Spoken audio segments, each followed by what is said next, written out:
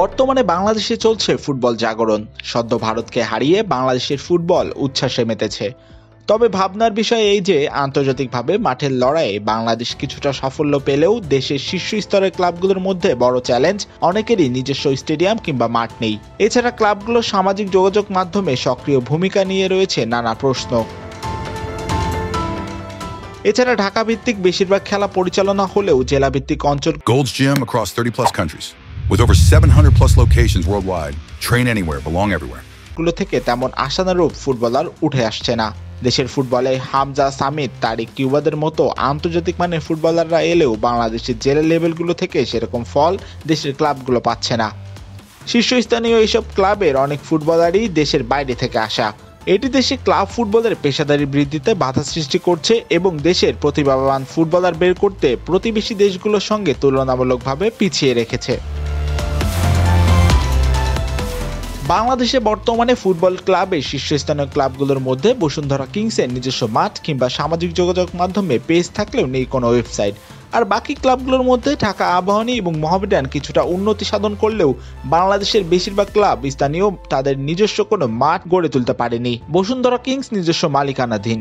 অন্য ঐতিহ্যবাহী ক্লাবগুলোর মতো আবাহনী এবং মোহামেডান ক্লাব মাঠ কিংবা স্টেডিয়াম ভাড়া করে খেললেও একইভাবে বড় বড় অন্যান্য ক্লাবগুলো বর্তমান সময়ে অন্যদের মাঠ ভাড়া করে নিজেদের কার্যক্রম পরিচালনা করে।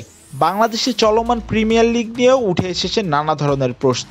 এছাড়া বাংলাদেশের প্রিমিয়ার লিগে শীর্ষে থাকা 10 দলগুলো তাদের ক্লাবের সংবাদ প্রকাশ বা মিডিয়া কমিউনিকেশন অনেক ক্ষেত্রেই সীমিত করে রেখেছে। তাদের ফেসবুক পেজ বা সাধারণ সামাজিক যোগাযোগ মাধ্যম ছাড়া স্বচ্ছ যোগাযোগ বা মিডিয়া উপস্থিতি অনেকটাই ধীর বা অনিয়মিত। প্রতিবেশী দেশগুলোর ক্লাবগুলো বাংলাদেশের থেকে অনেক বেশি গঠনমূলক, অবকাঠামোগত এবং মিডিয়া নির্ভরশীলতা নিয়ে কাজ করে। ভারতের মূল 13 ক্লাবের প্রায় সবকটির নিজস্ব গ্রাউন্ড রয়েছে।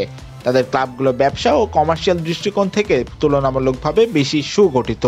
তারা ব্র্যান্ডিং, ফুটবল কমিউনিটি এবং মিডিয়া অ্যাটেনশন তৈরি করার উপর গুরুত্ব দেয়। যদিও নেপালের অবস্থা কিছুটা ভিন্ন, তবে তাদের শীর্ষ ক্লাবগুলো সাধারণত জাতীয় স্টেডিয়ামে খেলে, যা নেপালের ফুটবল অ্যাসোসিয়েশন দ্বারা পরিচালিত হয়। এর মানে ক্লাবগুলোর নিজস্ব বড় স্কেলে স্টেডিয়াম নেই, কিন্তু তারা কমিউনিটি এবং অ্যাসোসিয়েশন ভিত্তিক পরিচালনার মাধ্যমে কাজ করে। মালয়েশিয়া ও সিঙ্গাপুরে অনেক ক্লাব সরকারি বা অ্যাসোসিয়েশন মালিকানাধীন অবকাঠামো ব্যবহার করে থাকে। সামাজিক যোগাযোগ ও মিডিয়া ব্যবস্থাপনায়ও বাংলাদেশের ক্লাবগুলোর পারফরমেন্স স্বাভাবিকভাবেই কম।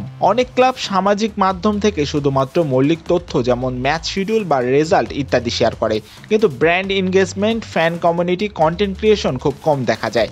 এর ফলে প্রতিটি ক্লাবে সমর্থকদের মধ্যে কম জনসংযোগ, কম ব্যবসায়িক আকর্ষণ তৈরি হয়। অন্যদিকে এশিয়ার ভারত, মালয়েশিয়ার ক্লাবগুলো সাধারণত তাদের সোশ্যাল মিডিয়াতে সক্রিয় ফ্যান ইভেন্ট আয়োজন করে এবং ব্র্যান্ড পার্টনারশিপ গড়ে তোলে, যা তাদের ক্লাব পরিচয় এবং আর্থিক স্থিতিশীলতাকে দিন দিন শক্তিশালী করে তুলছে।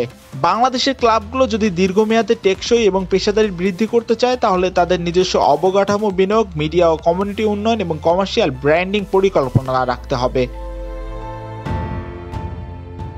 সেক্ষেত্রে দেশের ফুটবলকে আরো উন্নত করতে জাতীয় দলের পাশাপাশি অন্তত দেশে ক্লাব ফুটবলকে এগিয়ে নিতে হবে। এছাড়া ইউরোপীয় দেশগুলোর মতো লিগের আগে ক্লাব প্র্যাকটিসের জন্য দর্শকদের দেখার সুযোগ করে দেওয়া হতে পারে আরেকটি নতুন পদক্ষেপ, এমনটাই মনে করছেন বাংলাদেশের ফুটবল সমর্থকরাও।